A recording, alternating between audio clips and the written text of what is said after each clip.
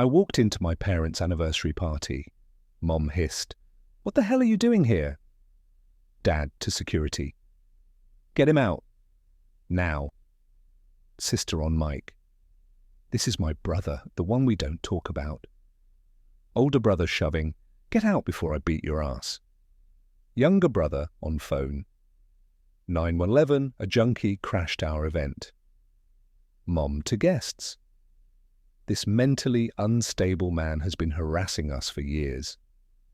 Dad, "He wasn't invited for obvious reasons." Aunt whispering, "Is that the thief?" Uncle, "The one who stole their house money for drugs?" Security grabbed me. I pulled a black envelope, placed it on the head table. Smiled. They'd told everyone I died years ago. By 2 a.m., they were at my apartment, pounding, screaming, "Mom, what the hell are you doing here?" Dad, "Security, get him out. Now." Sister, into the mic, "This is my brother, the one we don't talk about." Older brother, "Leave before I put you through the wall." Younger brother on the phone, "Yes, 911, a junkie just crashed our event." The ballroom was silent, except for the clink of someone nervously setting down a champagne flute. Every face turned toward me like I'd just crawled out of the ground. In a way I had names. Evan Miller. 26. I haven't been in the same room with my family in 4 years, not since the day they decided I wasn't part of it anymore. I walked in here with one thing in my pocket and nothing left to lose. My hands weren't shaking. Not from fear anyway, more like a low, slow burn that had been simmering for years. The players. Dad. Richard Miller, 63, retired police captain, loves control more than people.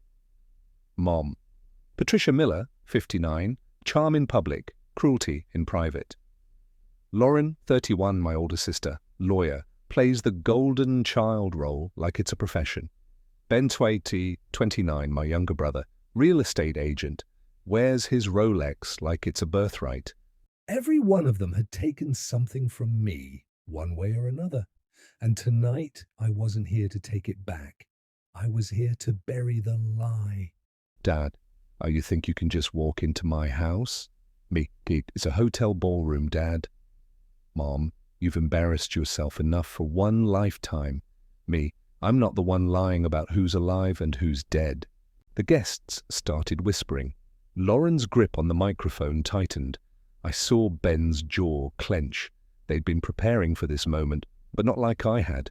The clink of champagne glasses felt deafening now. I could see the exact moment. Dad's fake smile froze, like a portrait cracking under heat. Me, "4 years ago, you stole $200,000 from me." Murmurs began to roll across the room. I didn't let them settle. Not borrowed, not helped yourself. Stole. Signed my name like it was yours, like I was nothing but a goddamn pawn you could move around. Dad's jaw twitched. Mom's eyes narrowed into that snake sliver look she got when she was cornered. Mom, "Watch your tone." Me, "Watch my life, Mom. Watch what you did to it." The air went cold. Some guests shifted uncomfortably, but nobody looked away. They wanted the drama now. Rich people love a public execution as long as they're not the ones in the chair. I felt the old rage surge and the nights sleeping in my car because debt collectors had frozen my account, the job interviews that ended the moment they saw my credit report, the whispers of junkie and loser that followed me like shadows. Me, "You could have told the truth, but no, you told the world I was dead, OD'd in some filthy motel, because it was easier than saying you ruined your own son." It wasn't the first time I'd burned for them. At 19, I was working warehouse nights when Dad collapsed in the kitchen. The doctors said he needed rest, a stress-free life. So I gave up mine. I dropped out of college, 2 years of back-breaking work to keep the mortgage afloat. Every paycheck went to their bills. My clothes were second-hand. My dinners were instant noodles eaten in the dark so the electricity bill would stay low. One night, I overheard Mom on the phone with Aunt May. He's just wasting his potential. Always was a bit slow. Slow. Like sacrificing everything for them was a sign of stupidity, not love. Back in the ballroom, I saw her sitting there now, perfect posture, flawless dress, like none of it ever happened. I reached inside my jacket, slow, deliberate. Every eye followed my hand. The black envelope slid onto the table with a sound louder than it had any right to be. Me. You might want to open that before you keep lying. Lauren shot Dad a look before tearing it open. Her hands shook inside. Banks notarized confirmation that the $200,000 debt was paid. By me, statement from the loan officer. Forged signature, coercion. But there was something else, a USB drive taped to the letter. Dad. What the hell is that? Me. Security footage from the bank. You handing over my ID like it was yours, and audio from your sweet little meeting with Mr. Hastings about making it disappear. Gasps this time weren't whispers. They were sharp intakes of breath.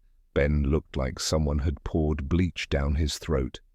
Lauren dropped the papers onto the table like they were burning her fingers. Me. Still want to call me unstable? Lauren. You can't just... Me. I just did. Mom. Why would you do this, Evan? In front of everyone? Me. Because in front of everyone is exactly where you killed me. Dad half rose from his chair, but the weight of 100 staring eyes pinned him there. Phones were up now, recording. The Miller family's perfect image, cracking live on video. Ben stood abruptly, muttering, "I'm not doing this!" Before storming out, shoving past a waiter so hard the man nearly dropped a tray of champagne. Lauren tried to gather the papers, but a cousin, drunk enough to be bold, snatched them first. Cousin. Looks like you guys are in deep shit. The words sent a ripple of laughter through a few guests. Not kind laughter, the kind people use when they smell blood. I didn't move fast. I didn't need to. This was their collapse and I was just the messenger. The hallway outside felt like a different planet. Quiet. Dim. I could still hear the low roar of chaos inside, voices raised, chairs scraping, someone crying. Lauren followed me, her heels clicking on the marble. Lauren. Evan. I didn't know it would go that far. I stopped, turned, looked her dead in the eye. Me. You knew enough to lie. You knew enough to let me rot. Her lips trembled, but no words came out. I left her standing there, wrapped in designer fabric and guilt. By the time I hit the lobby, my breathing had slowed. The air tasted lighter, cleaner, like the ghost they'd buried had finally clawed out. It was past 2 a.m. when the pounding started on my apartment door. Dad's voice. Open up, you little bastard. We're going to talk about this like a family. Mum's voice. You fix this, Evan, or I swear to God. I sat on the couch, in the dark, watching the shadows of their bodies move under the hallway light. They could pound until their hands broke. I wasn't opening that door. Then my phone buzzed. Unknown number, one text. They're lawyering up. Be ready. I stared at it for a long time. Then I smiled. The next morning, I emailed the bank, releasing them from criminal charges. Not for them, for me, because I wasn't letting their poison live rent-free in my head anymore. As the sun came through the blinds, I realized something. They had built my coffin years ago. Tonight, I'd buried them in it, and for the first time in years, I felt alive. If you've ever been betrayed by the people who were supposed to protect you, you know the pain never really leaves, but you can still choose what you do with it. If you were in my situation, would you have walked into that ballroom or stayed silent? Drop your thoughts in the comments. Don't forget to subscribe for more true story dramatizations and to see the next chapter in Evan's journey. And remember, sometimes the loudest revenge is living free.